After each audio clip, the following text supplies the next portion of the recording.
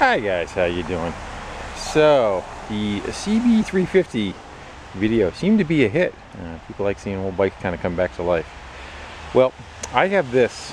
It is been sitting since before my back surgery, and I did not use it due to my back surgery. And it's been sitting with fuel in it, battery shot, etc., etc. 2011, 2010, so it's a good 6 years. I ran at it 2011, so it's gonna need some love to try to bring this thing back. So I figured we would put it up on the lift and see if we can resurrect this. I put it out for sale. Everything in the trail is full of stuff, well, not so much anymore, and some stuff outside. I've been having a yard sale and kind of just dropped down the doors and been using it for that, getting rid of all those extras. And I put this out too, 650 bucks, and no takers. So the fact that it doesn't run does not help that situation. So I figure we'll go bring this in and let's make a video. So without further ado, let me go do some wheeling.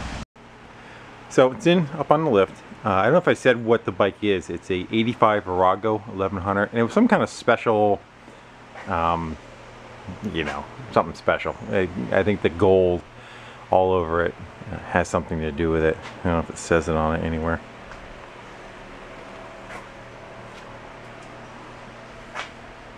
Don't see it.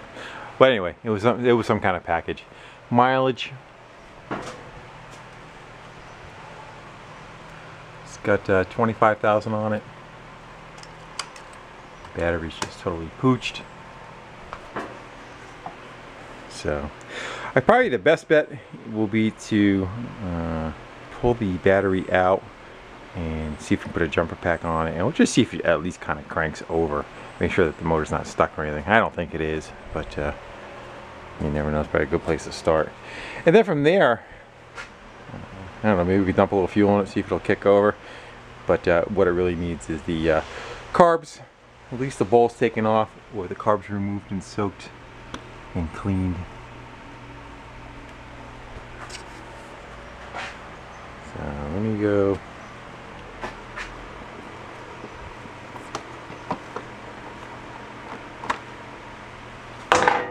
Start dealing with it.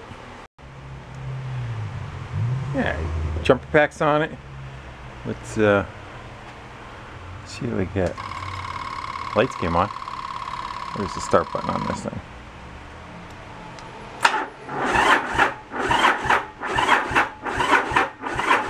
Oh, it cranks. I'd shit if it started. Alright, so I don't know. Let's go pull some plugs out and give it a little tinkle, see if it'll go. I gave her a good squirt down each one. Let's see if we get any. Get a fuel pump going.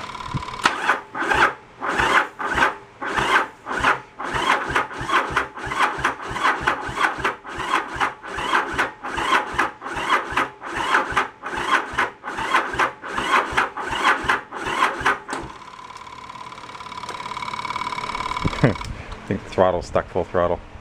That might not be a good thing.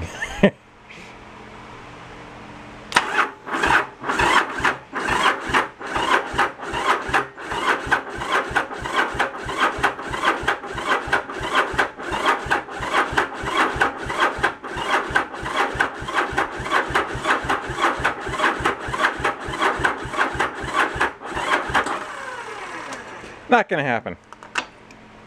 So I was hoping it kind of would run and die. That we knew spark and everything was okay still. But we'll go and just take the plug out and we'll check it.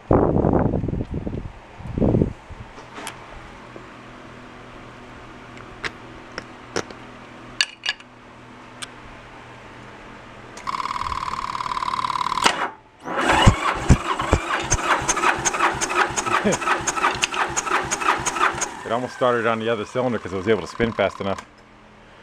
Yeah, so it needs more juice in the battery. Well, those carbs need to be dealt with anyhow because the throttle is stuck, so time to dig. So I took the battery, brought it over here, and threw it on the charger. And I got my trusty test light going across it, and it's been on it for about 2 minutes, and you can see it seems like it's taking a charge a little bit, so we'll see how that goes. We'll let that be on there while we're working on the bike, I guess. I'll let it go. I also topped off the water, I know if I said that. So I dug in a little bit. I'm able to get to the carbs, and I pushed the throttle back to where it's in idle position. I figure we'll give her a shot of starter fluid, just for playing, just for the sake of doing it, you know.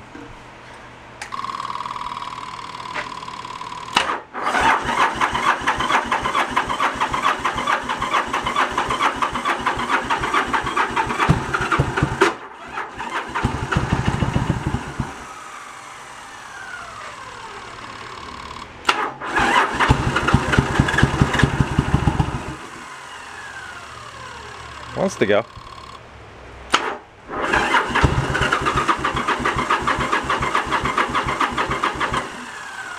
Yeah, let's give her one. Let's give her one more. Like it's miraculously gonna start up and run perfect, right? That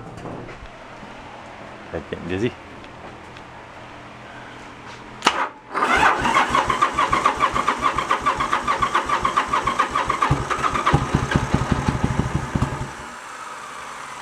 Sound like both cylinders to me.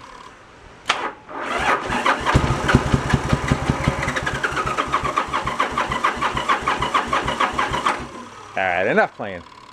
Enough playing. Let's fix it instead of playing. Yeah, maybe not enough playing. You gotta play once in a while. So let's go see what lovely kind of fuels come out of the float balls. Ooh, that's a lovely shade of green. Doesn't make as much in there though.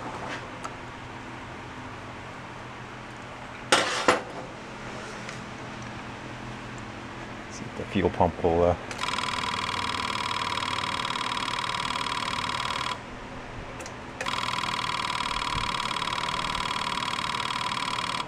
nope, I'm not adding to it. Got the tank off, so flip that puppy over.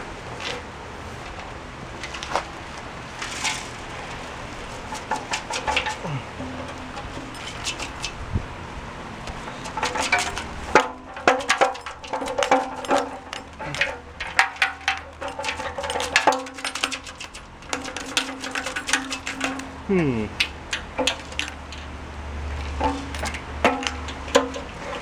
that's why I wasn't doing anything for fuel, because I was a good boy and I ran out of fuel.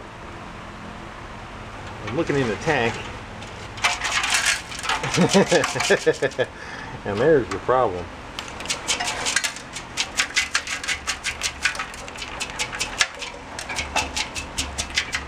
I do think that doesn't sound great.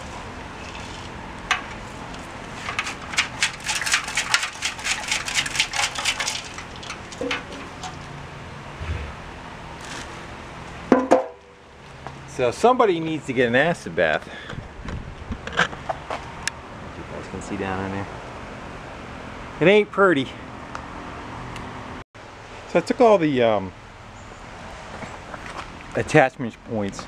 It was a connection underneath and the drains and all, and blew it out with an air gun 10 different ways. There's the air gun over there, so it didn't rattle anymore, but it still got the rusties in it. And so now I'm gonna go soak it, try to eat up some of that rust. This is hydrochloric, there's muriatic acid, all those work very well, keep it off your paint. This is old stuff. Basically you put it in a tank, you could take it back out of the tank and save it. So normally it's clear.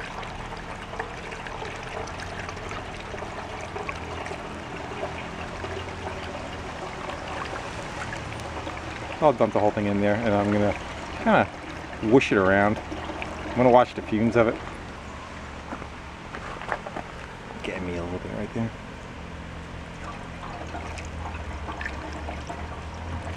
There's probably a bunch of dirt in the bottom of this, so see some chunks starting to go in there now. Yeah, that'd be good.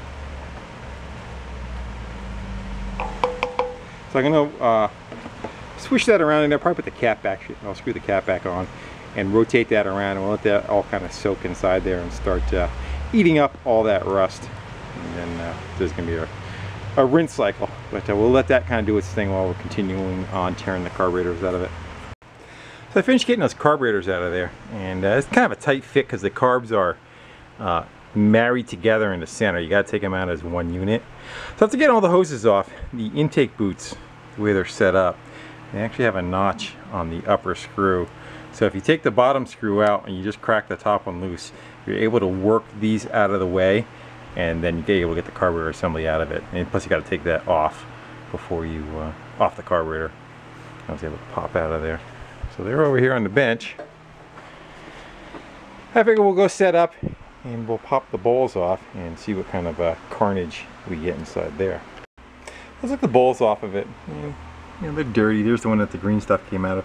And the other one looks like it was dry completely, had nothing in it, or evaporated or whatnot. But, so this is the one that was dry. The float seems like it, at least it moves, but the other one is frozen in the down position.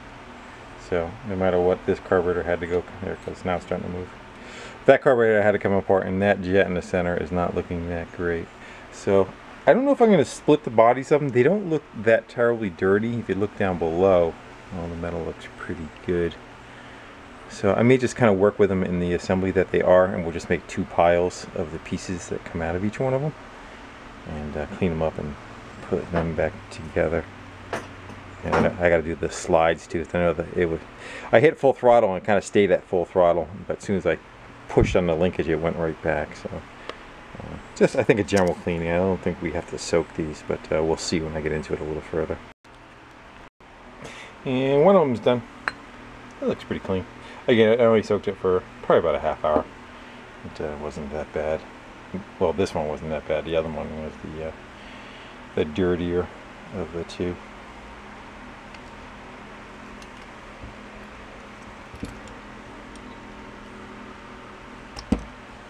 Yes, it was. Let's see what this stuff looks like going back. I got the acid. Got the acid, man. Not quite sure which vent is gonna want to play the best. I think I plugged them up too well.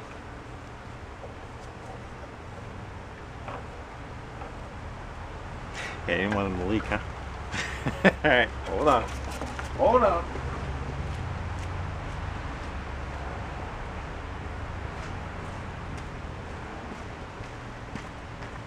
Tool for lines. I got a set of 3 of these jobbers. They're awesome.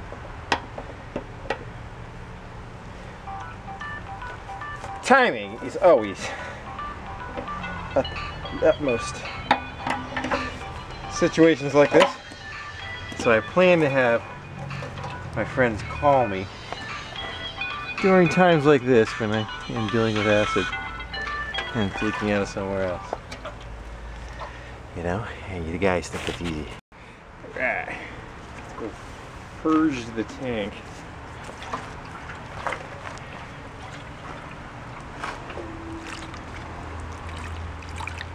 Oh, that's working nice and neatly, isn't it? Alright, there we go. I'm sorry if you can't see. I'm sorry. I tried. Honest, I tried. I know you're looking at just the side of a tank.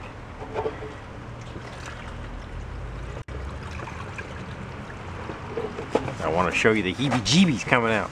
I do. Maybe now. You probably look at it. Nothing is going to fix this situation. Nothing. Just nothing. Best laid plans. Take my word for it. I think I might have found her dirty spot. I know I got a dirty spot.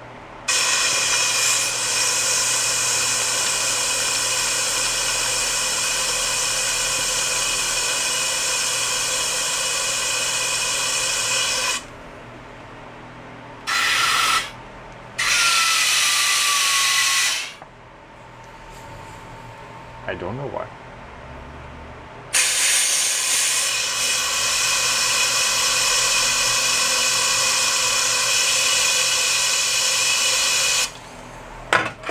think it's time to turn the big fan on.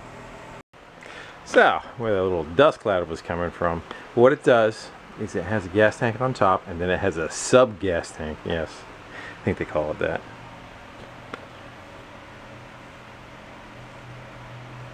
Sub fuel tank.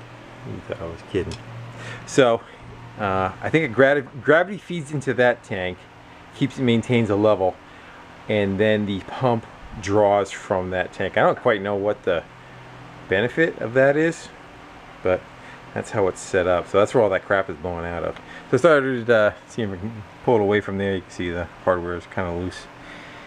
And I was looking at the fuel filter, which they decided to hide in there. So, and I had a cover over the front of it, a plastic cover inside here. That's gone. But now it still has a screw right there that needs to come out, and it doesn't want to turn. And a bunch of guys are commenting on the screws that are on these bikes. GAIS screws, Japanese Phillips, I guess, for lack of a better understanding. So that the taper is at a different setup. So if they're not tight, you can get them with a Phillips screwdriver. If they're tight, you're going to strip them out. So that was one of the things I ordered on eBay just a little while ago, and that does not stop us from moving forward right now. I only have Phillips, so I'm going to try getting in there with a little tiny pair of vice grips and see if I can get on the screw and get it cracked and turned a little, and then get that sucker out of there. I'm in. Battery box, one screw. Let you pop in from the other side, and there's your filter. There's your lovely filter. And we'll see that in a second. Alright, you ready for it?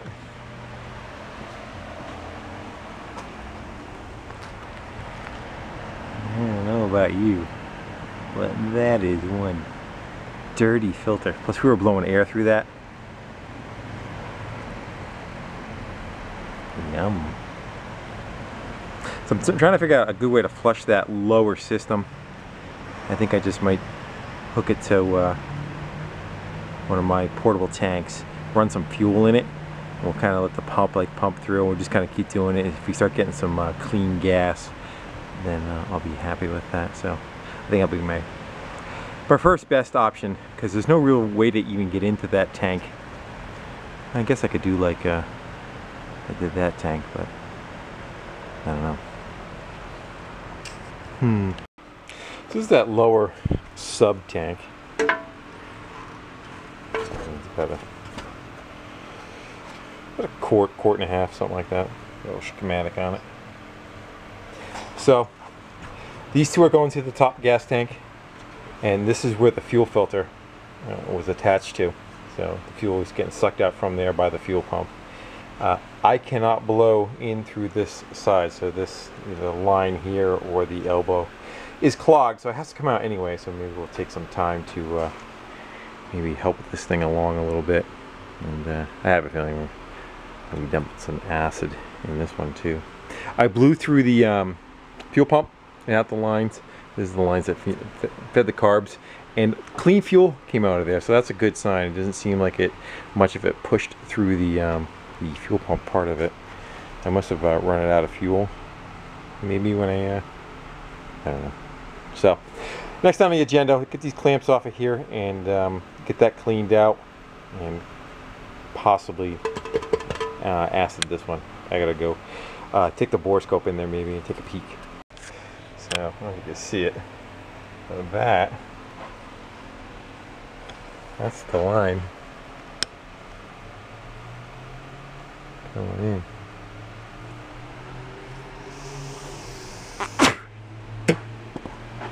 She's clogged, not the tank. What was that line? But that fuel filter was doing it. It was giving her all, that's for sure. So I had everything out anyway, so I figured might as well give it its best shot, right? So that's full of acid too. Let that one ferment for however long it takes to maybe finally put the carburetor together. And again, we still have to rinse that one. But that can neutralize the bolts at the same time, and then I will take the tank seal stuff that I have and slosh it around inside them once they're dry and let them do their thing. But we can continue on with the rest of the bike. We run the bike off of a external tank, and while this stuff is curing up, and it's going to take a couple days for that to be good again. Oh, the tail of carburetor number 2. So this is the one that was more to have an issue. This is the one that green slime came out of the bottom of it. Here's the main jet where it draws up right from here, and this actually pinches the assembly together from the top. See that brass down in the center there? So going up and down inside of that is this pin, which is connected to this diaphragm that is in that chamber. When you boot it, they get drawn up, and that gives you your fuel mix. This pulls out of the main jet and allows more and more fuel to be drawn up into the center of it. Well, anyway, this was jammed into that jet, and you can see the corrosion on it. Oh, that corrosion right there. That was jammed and married green to that guy. So I took it apart and tapped it out of there. That is supposed to be inside of here is this guy, and that's supposed to be pressed into here. Sometimes they have clips on them. This one doesn't look like it has any clips. It looks like it was just pressed into that. So I gotta do my best to backfeed that guy back into there and put the whole assembly back together again. So that wasn't the worst part of it. Was I was cleaning this on the wire wheel. Yep, I had to launch that sucker. It went bing. I heard it hit like 8 different things. All right, so there's the wire wheel, and scrap metal corners is back in here. So that's where it went. I was ready to give up, but it just started moving a bunch of stuff around, and I found it in about 15 minutes. So continue on without ordering a carburetor kit. And all back together. Not even missing any parts.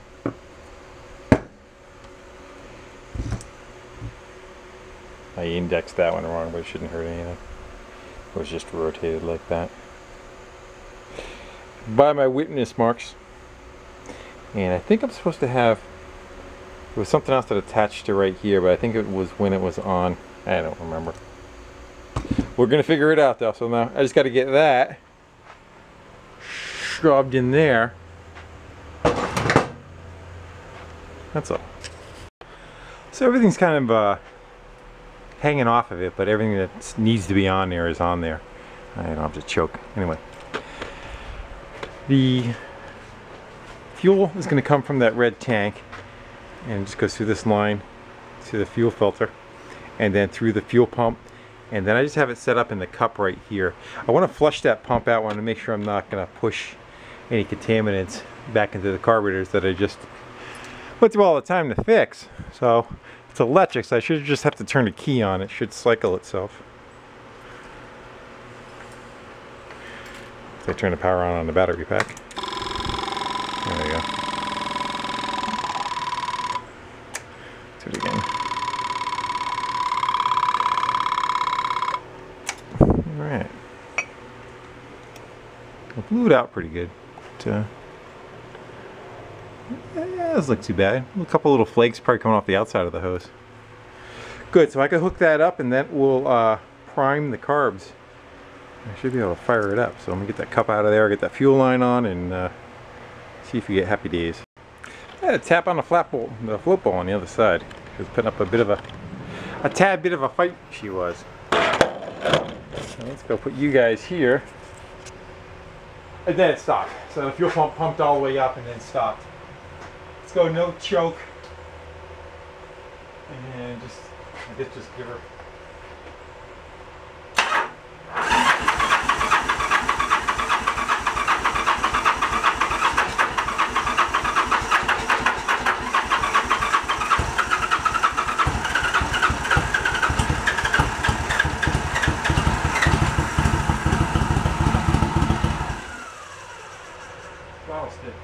Switch is sticking.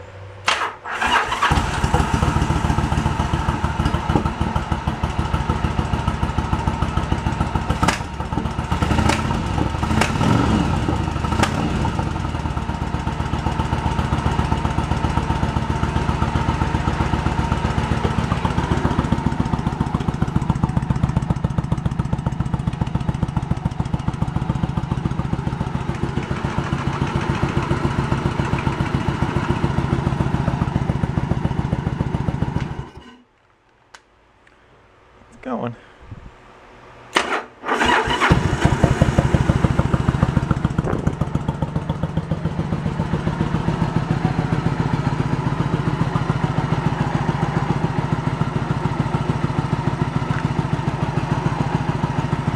Get side.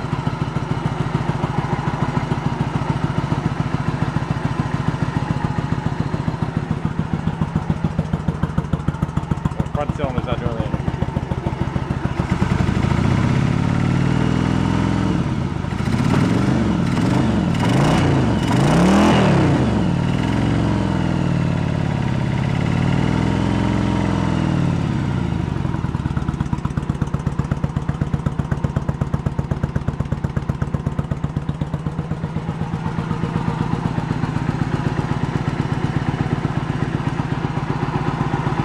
I got nothing on that front. I gotta look into it.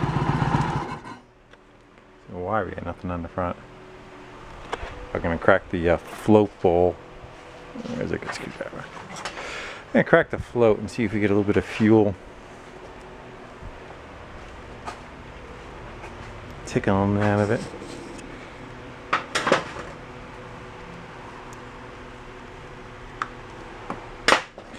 Stick that screwdriver. So there's fuel in that cylinder.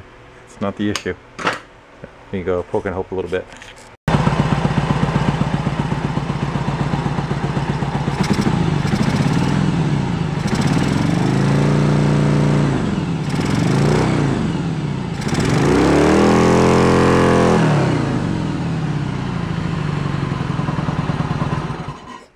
So we got a compression issue on that front cylinder, and hopefully it is a tight valve that doesn't want to play well. They don't really give you much room to get in there though. So we'll go look into that.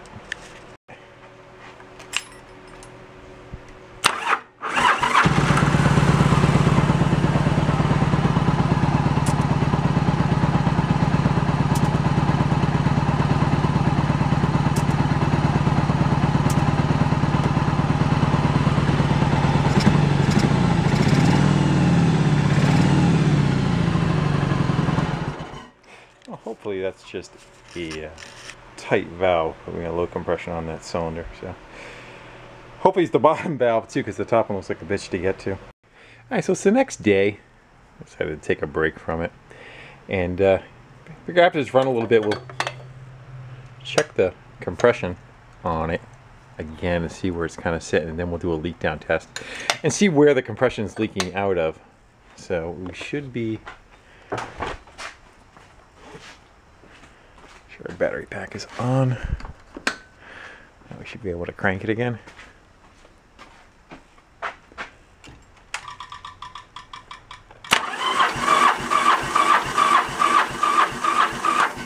Much better. It's bouncing off of 125.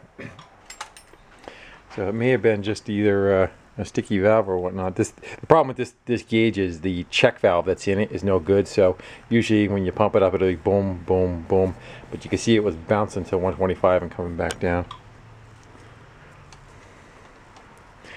So now I'm going to go set it up to do a leak down test. And a leak down test is you take compression and you push it into the cylinder with the valves closed. Hence this guy. So you screw that in where the spark plug hole is, and then you just put your regular air right to it, and then you listen to the exhaust, you listen to the carburetor blowing out. You see if it's coming out of one of those two areas, then you'll know that you're having an issue with one of those two valves, and it's neither one of those, and you take the breather plug out of it and you're getting a lot of air coming out of the crankcase breather, then you know it's more than likely the rings that are no good. So let me get that set up and I'll turn you back on. Just pushed in probably about 120 psi right now. Valves are closed, and I don't hear it leaking anywhere.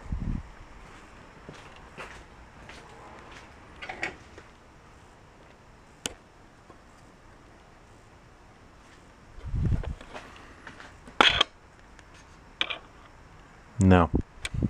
So I'm not showing a bad valve at the moment or rings. It's showing that that jug is okay, which was kind of perplexing me anyway, because I seem to remember when I put the bike away, I was not having an issue with any of that. That's why I never even bothered doing a compression test when I started putting the bikes back together, because when I put it away it was decent. It just, the bad fuel problems that we saw. So I'm gonna actually take when I checked the valves, I just kind of grabbed the valve and I saw if it has a little bit of play in it, but I didn't check the actual valve clearance on that. So I'm going to go back and do that, and around between 4 and 6 thou they're supposed to be. So I'll probably set them both for 5,000s.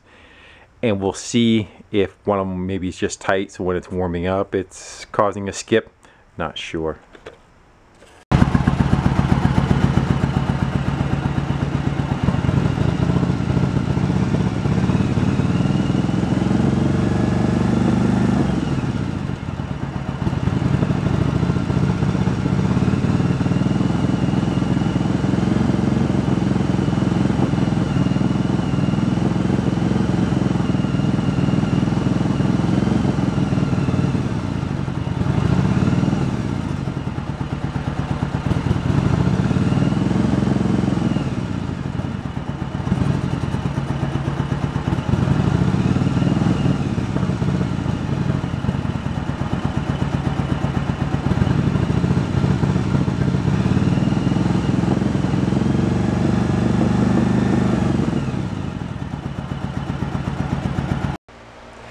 So you can kind of see that you feather the one carburetor and an idle, and that cylinder, front cylinder, will come back.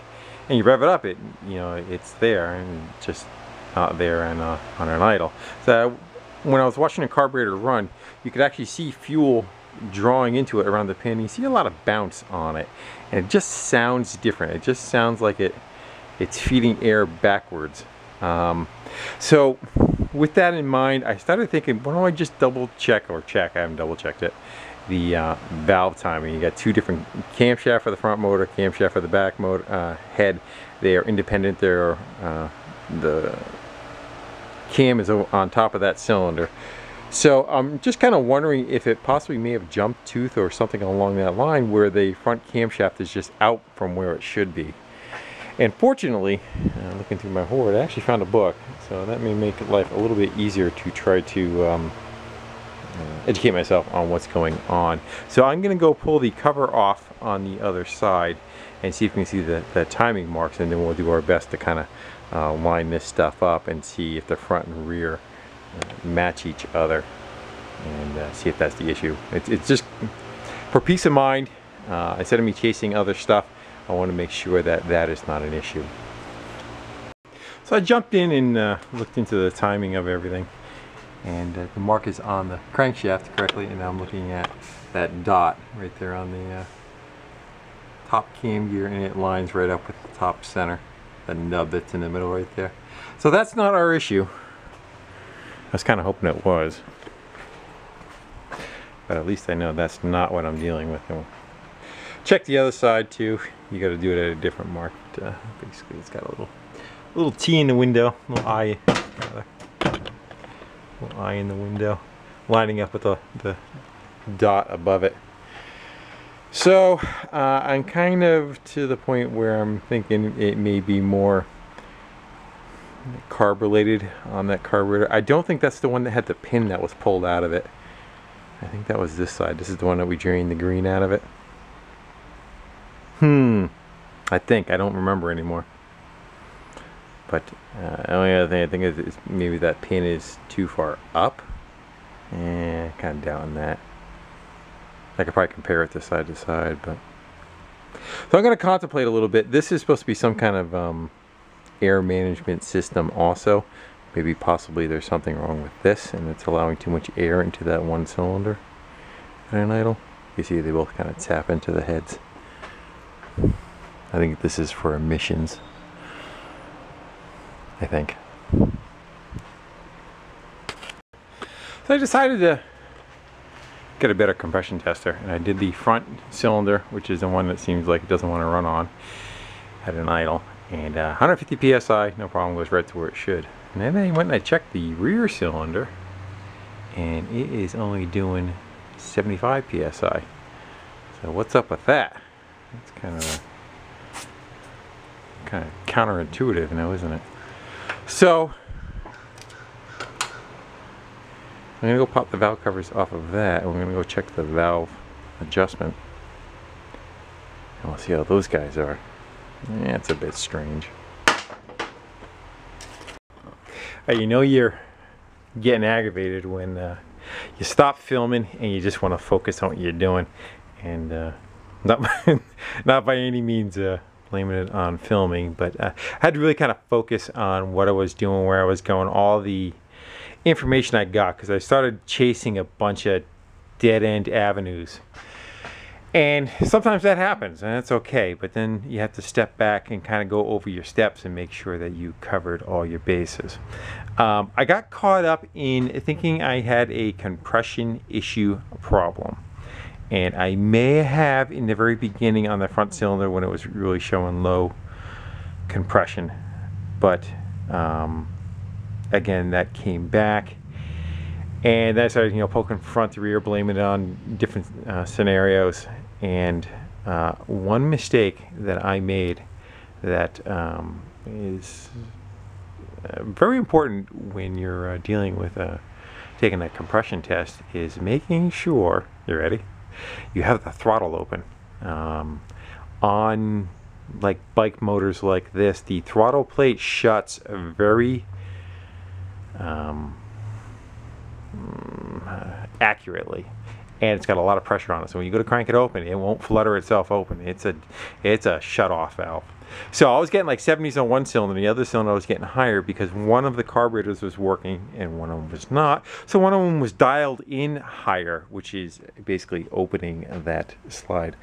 Before we get there, I'm going to go show you what I believe ended up being the problem. So it would run on one cylinder, not the other. You choke one side off, it would kind of come back. All right, right in the center there. I could not blow air through. I went down with a drill bit, and I pulled up piles of caca for cleaning the bit off, but it definitely was plugged, and that goes to, I believe, a enrichment circuit. Let's go see. I had a picture of it somewhere. Get a pointer. So we are talking about this guy right here. It was clogged solid, so it could not draw fuel from that circuit to help and enrich that part of it. So it was always running lean on that one cylinder, or so when you go to choke it a little bit, it would come back.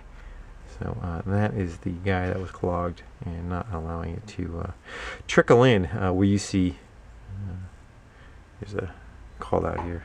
That's straight air, that's mixed fuel, and that's solid fuel. So you can see the mixed.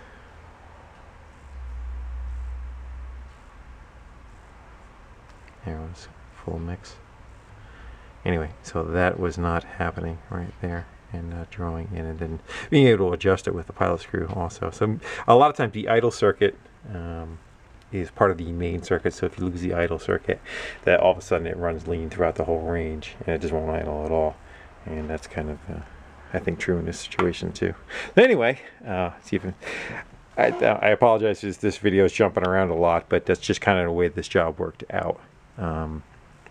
So I'm going to reassemble it, pull the pieces back together, shove that sucker in there one more time, and hopefully be able to dial it in where it kind of runs on both. So let me get to getting and see if we can get that sucker back on track.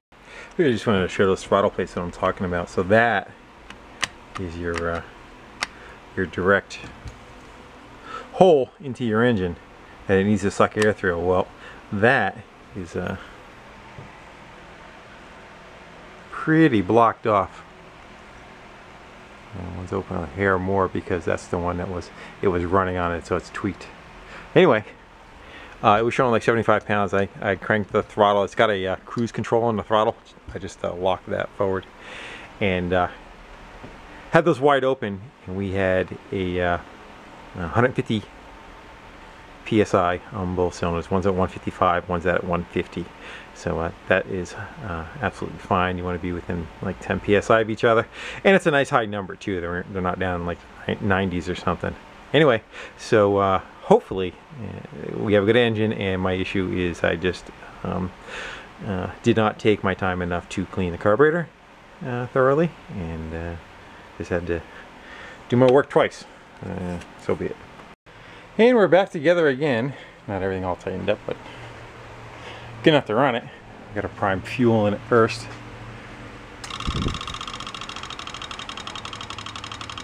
I would expect it to rev real high if it does come back, because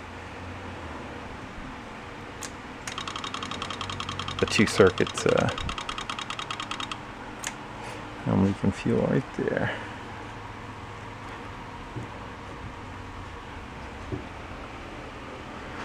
Well, just make a small boom. All right, let's see what we get. Hopefully the floats are full enough. Everything contact.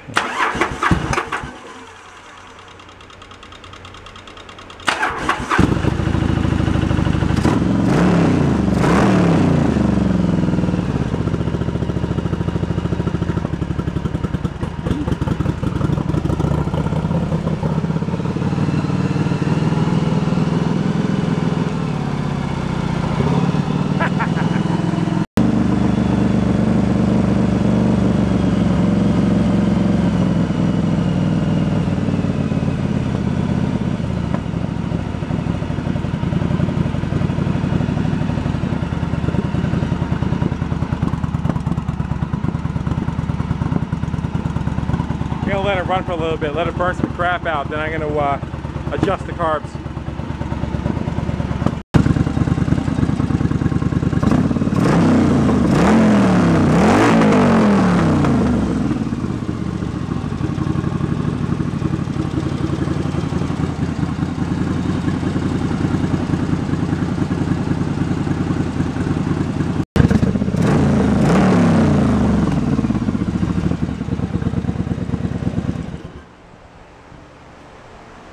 So I do have a bowl gasket that's leaking. So I'm going to order a set of those, and we'll wedge that sucker out of there one more time. It's a pain in the ass to get the carb set up in and out, but kind of want to make sure we're good to go.